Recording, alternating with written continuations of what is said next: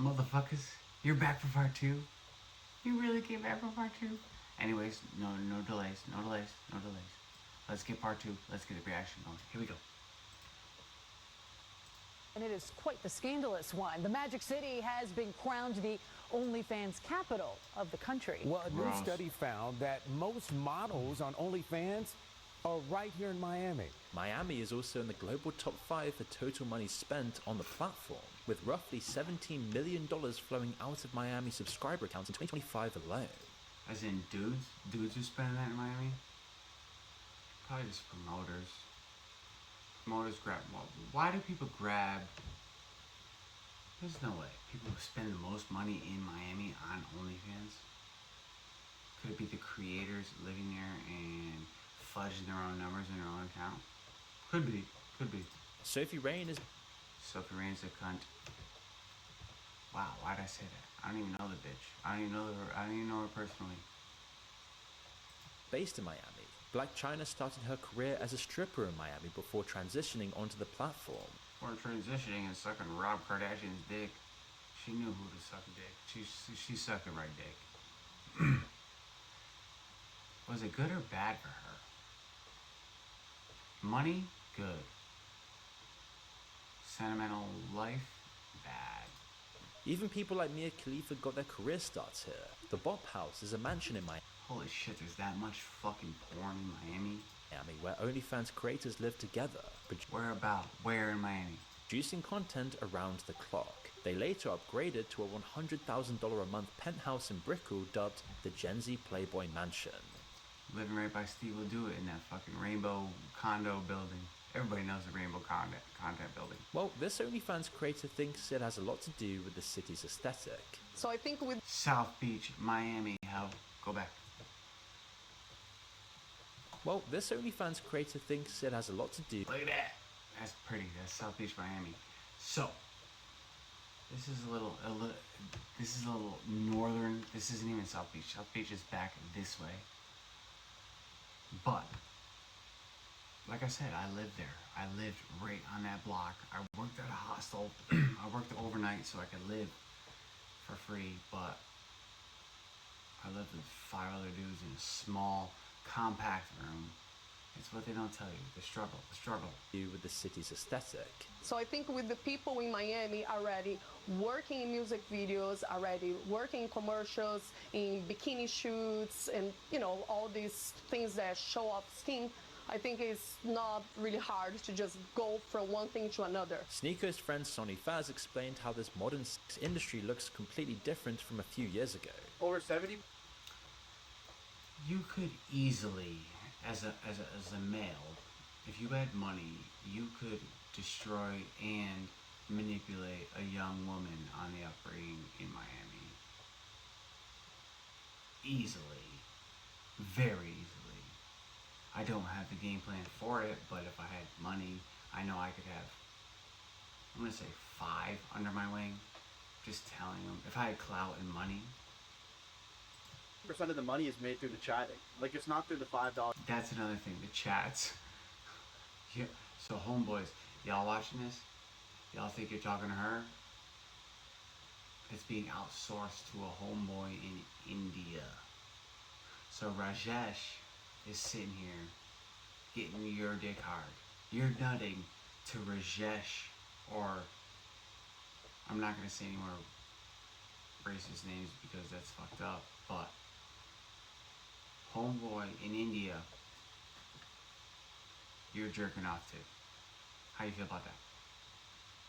Our subscription, like most people think, it's through guys trying to build an emotional relationship with the chick. Yeah. And like literally, they think they're talking to her, and they're not. They're never talking to her.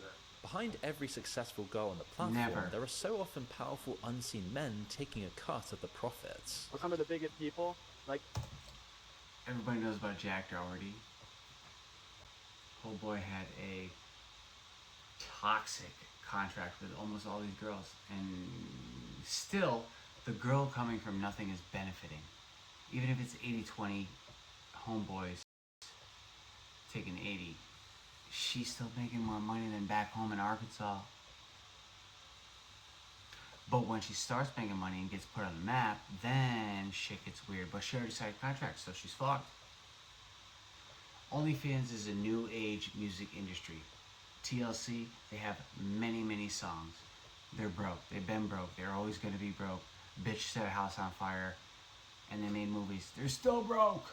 It's going to be the same thing for OnlyFans girls because they're so desperate that they're willing to take anything. They'll sign their name to anything. They'll start dating a girl, and then it'll just be bikini pictures, and then they're now having steak free. Like, that's stuff. This is what we found when we That was a simp. That is what you call a bitch. That was a bitch.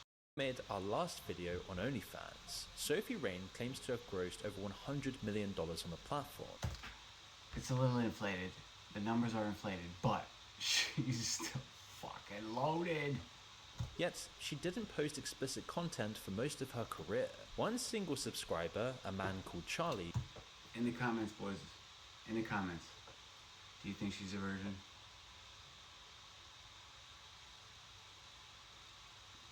Go ahead, let me know. who she says has a wife and kids, has paid her around $7 million, mostly for messages. Shout out to Charlie. Shout out to Charlie. But obviously, Charlie, what are you doing, bro? What are you doing? What are you doing? not everyone is a part of the super rich class and can afford to pay Miami's huge bills. In fact, almost everyone is in debt. Florida has one of the highest household to debt income ratios in the country. Auto loan defaults across South Florida have been climbing for years, especially on all the high-end leases you see, so the It's a facade. It's a facade. It's smoke and mirrors. Lamborghinis, the G-Wagons, the Range Rovers dotted around the streets. Even the wealthier residents are spending so far above what they bring in that they're effectively living one bad quarter away from the same edge as everyone else. Miami is what lifestyle inflation looks like at scale, and it's a warning sign of what's to come. That was beautiful. Miami is a... He said it They right bring here. in, but they're effectively living one bad quarter away from the same edge Right here, as right here. everyone else. Miami is what lifestyle inflation looks like at scale, and it's a warning sign of what's to come elsewhere. A city where the baseline has been skyrocketed unrealistically high to meet an unrealistic environment with unrealistic costs that Lies, bullshit, lies, manipulation, lies, more bullshit, social media, lies, lies, lies. Stay home. Stay home. The world is fucked, man. The world is fucked for any person that's gonna be or try to be. It's all lies. It's all bullshit. I want to say stay in school, but don't stay in school because school's just gonna run you up the ass. You're gonna be in debt. can't be sustained. The gap gets papered over with credit, trust funds, and crypto bets. You live fast and run out of money young and hope to get a lucky break just before you plunge off the precipice. You start noticing that everyone's flocking here for the opportunity, staying for the lifestyle, and somewhere along the way, the line between the two disappears. If you're a male, you ain't staying there long. You're not staying there long. Females will exist longer than males will. Blurring the lines has been the city's strong suit since the start. Go back to the late 70s and the Colombian cartels needed It's not like that no more. Colombian cartels aren't there. It's just stupid. If you think you can get good cocaine in Miami, you're retarded. You're gonna pay $100 a gram, and you're not gonna get any. If you get a $100 gram of cocaine in Miami, I will say it's gonna be about 5% cocaine. 5. Actual, legitimate. somewhere to put billions of dollars a year in physical cash. So Miami banks were eager to help. By the early 80s, the local Federal Reserve branch was sitting on a bigger cash surplus than any other branch in the country combined, because there was so much drug money flowing through the system. That last prediction is as valid now as it was then, as money was cleaned up and poured into the condos and hotels, which formed the first generation of the skyline you see today. And it never really stopped. After the 2008 financial crisis, Miami's beautiful. It's gorgeous. There's a lot of high rises. There's a lot of things there that you can see on a daily basis that will save you money or not spend money. But you don't realize that going in being flashy, trying to get to the top. You're not going to find these little things. You're not going to find the Point Pier down at the bottom of South Beach. You're not going to find Gulfstream Park horse racing up at top. You're not going to find Flamingo Park with the blue courts, that the basketball fields is beautiful with the sunsets. You're not going to find these little things because you're just going to go try to be the top dog, and you're gonna try to be flashy with money. Crisis, anonymous shell companies were buying Miami homes for over $100 million a week, mostly in cash with no names attached. When the Treasury finally stepped in and forced these companies to reveal who was behind them, the anonymous buying mysteriously dropped by 70%. Did you know that North Miami, considered Hollywood Miami, is run by the Russians? Russians overwhelm North Miami / Hollywood, Florida. Check it out. I worked there. I worked at a Japanese restaurant serving sushi called Hero. North Miami, all full of Russians. The whole plaza owned by Russians, condos around, run by Russians. Overnight. A lot of that was foreign money. South American oil executives laundering stolen cash, wealthy elites fleeing collapsing economies, crime families parking capital offshore. Go subscribe to Moon. His video will be linked in the description.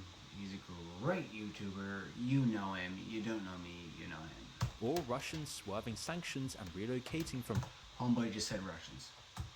See? oil executives laundering stolen cash, wealthy elites fleeing collapsing economies, crime families parking capital offshore, or Russians swerving sanctions and relocating from Europe or Dubai. Last year, a 74-year-old Miami realtor pleaded guilty to selling and laundering luxury condos in the Bal Harbour and Aventura districts on What did I behalf of two just say? sanctioned Russian See, motherfucker, I live there. See, I know. See, I know.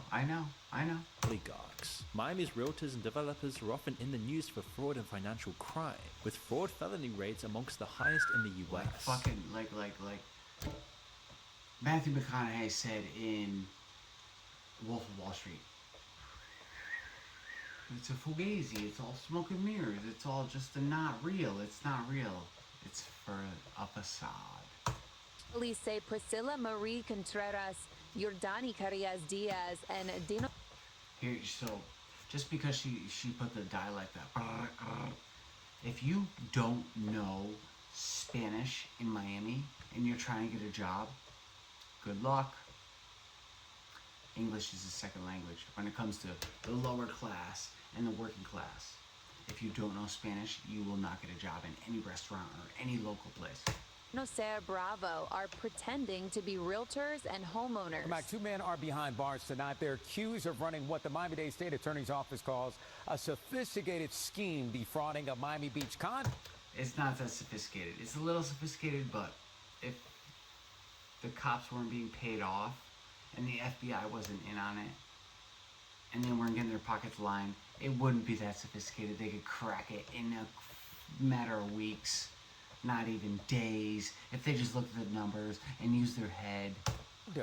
Its owners and board members. Long before the drug years, Miami was where the rich from North America went to lose money on land. In the 1920s, a real estate bubble inflated by speculative developers selling underwater swampland to retirees collapsed so spectacularly that the entire state economy went into recession. Personal story. This is my perspective. There was a condo, I think, on upper Miami, where the motherfucker thing just collapsed. It fell, and people died. People, like, they were sleeping in the middle of the night and just collapsed. I was there. I seen it, and they all died. They got no money. So this is an exact example of that. America followed into the Great Depression. Carl Fisher, the man who built Miami Beach, sold lots. The address was like something 88. There's a stone in their memoriam. That's all I put is a fucking rock there. That didn't exist to investors who never visited. Sorry about that. So the entire Florida land boom that followed was structurally a Ponzi scheme. And that reputation followed Miami until now. The savings and loan scandals in the 1980s, mostly in South Florida. The practice of aggressively selling worthless stocks to vulnerable people, also South Florida. The mortgage fraud of the 2000s, a good portion in Miami and Florida. And then, of course, Miami made itself the natural home for crypto, NFTs, meme coins, and whatever else, because the people pushing them knew the local culture would eat it all up. Several of the most notorious illegal ICOs and crypto investment schemes have traced back to Miami. It's the same story in the city's biggest new luxury development. This was supposed to be the most luxurious apartment complex ever built. This is not pre-watched. This is a pre-watch. This is experience lived. I promise you. They're about to talk about the fucking shit that's about to collapse. I know it. I feel it. 66-story tower called the Aston Martin Residences. Yes, that's an apartment block branded by the British luxury car maker. It's a billion-dollar project and the tallest all-residential tower on the East Coast. It was sold as coming with a That's Brickle. private marina, a helipad, exclusive beach club access, the full works for Miami's new It was never developed. money class. The top penthouse alone sold for $59 million. By the time the building opened in 2024, it was already 99% pre-sold. And of course, the promotional materials looked spectacular. But not long down the line, it became a gluttonous monument to Miami's fakeness. The issues with it are nearly endless. The helipad was never built. The beach club access hasn't come to fruition. The building, according to a lawsuit, is literally falling apart. Concrete is spalling off of the balconies and dropping onto the streets below. Then there's the steel reinforcement itself, and even the absolute basics If anybody knows what tofu drag is, leave a comment. Tofu drag. like functioning elevators. Now at 6, developers of downtown Miami's Aston Martin Residences face their second lawsuit in 4 months. Residents say they see concrete balconies crumbling, their seawall corroding, and claim it will cost millions to fix it.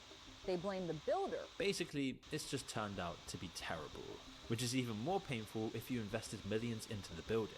And this isn't just a case of negligence, it's all allegedly wrapped up in a sophisticated scam, or what the lawsuit calls an immense shell game, using a network of companies to siphon millions out of the building's finances.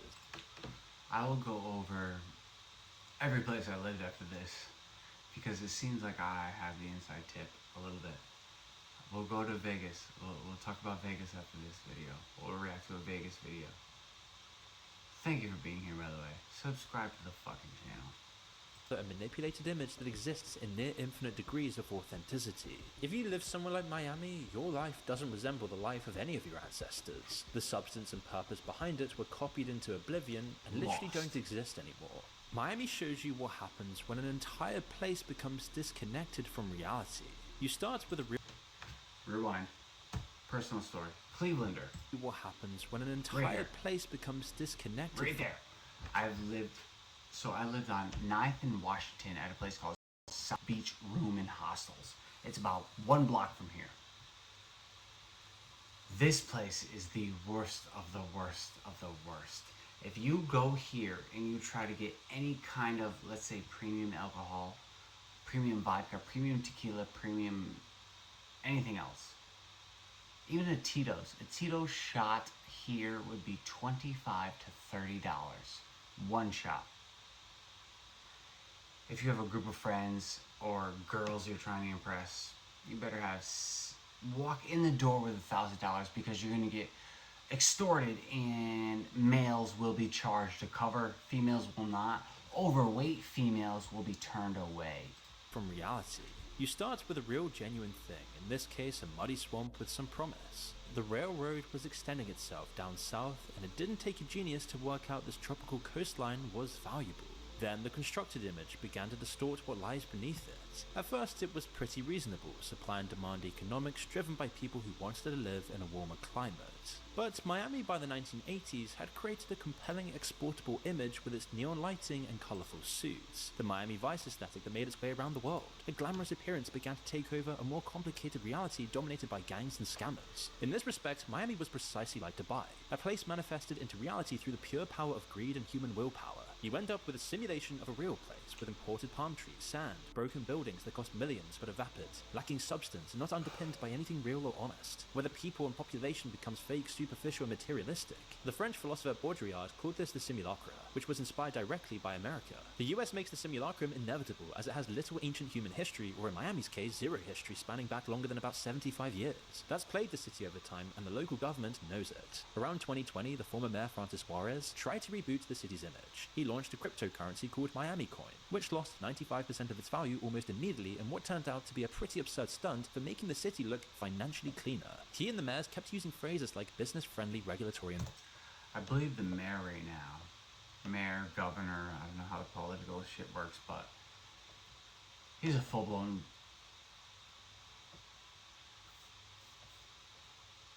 If you know what I mean. He's not this guy anymore. Environment. What that means is, first off, Florida charges zero state income tax, so a $50 million earner moving down from New York saves around $5 million a year Blue state, red state. Red state, blue state.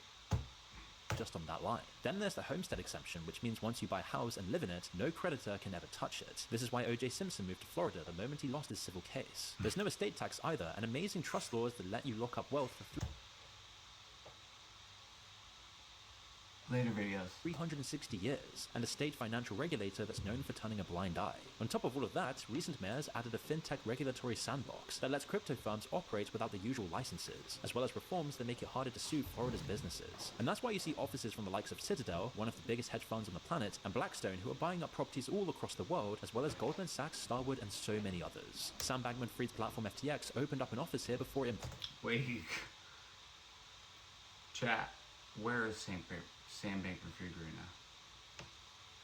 I believe he is in Rikers, New York, which I am currently in New York. Him, 6ix9ine, Maduro, P. Diddy, and who else? All in the same block, same cell. Protective custody, upper echelons, people that matter. If you got money, you're okay in jail. Let him go up top to prison, though. Imploded, and he was sentenced to 25 years and ordered to forfeit an astonishing $11 billion. The very factors that made Miami a destination for cartel money are now being marketed to Fortune 500 companies as the top reason to relocate. As the wealth concentration snowballs, the gap between the richest and the poorest has widened to a gaping chasm, even by American standards. The bottom 20% of workers in Miami earn an average of about $10,000 a year. The top 5% earn over $500,000. The median net worth for white families in the city is around $107,000. For American-born black families, it's $3,700.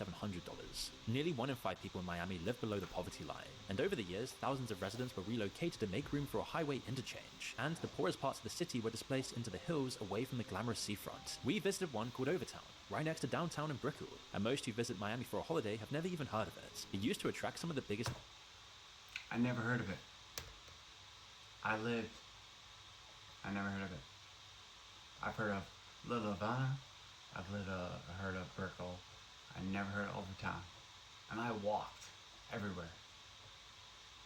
Let's see if I've been there. names from the jazz and soul circuit, hosting iconic gigs by James Brown, Ella Fitzgerald, and Ray Charles. Today, right next to the fancy Brickell and downtown area, it has some of the highest violent crime rates in the entire state. Also developing here at noon, a woman in the hospital. She was stabbed several times. It happened last night in Miami's Overtown neighborhood. Man is fighting to stay alive in the hospital after a shooting in the Overtown neighborhood of Miami. Man is fighting to stay alive in the hospital after a shooting in the Overtown neighborhood of Miami. A third and final boy taken into custody, charged as an adult for his alleged role in the of a 12-year-old girl in an Overtown community garden last June. We literally tried to film there and got threatened and had to leave. Oh, we're just doing like we're from Europe, we're just filming that. Alright, yeah, we'll get out of here. Alright.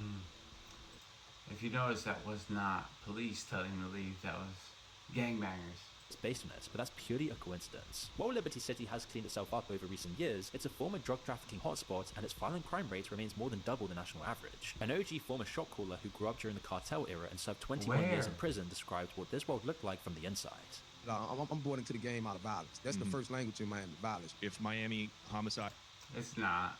I saw that it was over some drugs, they would say, just chalk it up. Let's move on. Part of the war, because it was going on. The world is not the same as it used to be. People aren't violent, hands-on. People are just dirty, grimy, slimy. No morals, no etiquette, no decorum. Even the drug rules that exist on another level don't. They just don't anymore. The morals are gone. So people dying every day. Miami's intense wealth segregation, with the rich on the seafront and the poor in the inner city, might actually one day be an ironic twist of fate. Because the city itself sits on a gigantic base of porous limestone, meaning the ground beneath it works like a sponge.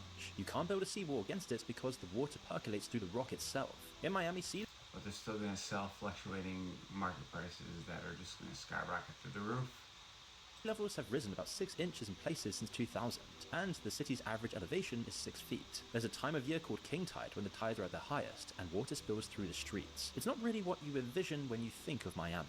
The inland neighborhoods on the higher grounds that don't flood are where the poor were pushed to by decades of development. But now that the expensive parts of the city are starting to quite literally go under, the high ground is suddenly very valuable. So they're doing everything they can to buy it. And eventually, it'll just be another wave after wave of gentrification like Miami has already seen in places like Wynwood, a place that was once the ghetto like Overtown just a few years ago, that has become yet another place for endless condos and overpriced coffees. And the risk here really is imminent, and yet nobody wants to talk about it. In June Hope this is going to be the suburb just north of This is going to be the collapse that I was talking about earlier. Investigations found the building had been structurally deteriorating for years while maintenance was repeatedly deferred. Since then, Florida's homeowner insurance costs have roughly tripled to an average of $6,000. Tofu drag. I'm going to simulate the rest of the video. It's going to be just overpriced market real estate that is just way overblown. This condo collapsed because it was the structural integrity was fucked up. Everything was just pushed along to make more money. Anyways, thank you for being here, ladies and gentlemen. Miami's a scam. Our next video, I'm gonna go to Vegas reaction video because I've lived there and I can speak my word. Fuck these mainstream places. Don't go to Miami, don't go to Vegas, don't go to California. Go, I don't know yet. We're figuring it out. Thank you for tuning in though. I appreciate you guys. I know that your time is valuable. I know that everything that you have going on could be more important than this. But we're gonna put out another video. Thank you very much. Ski320 YouTube.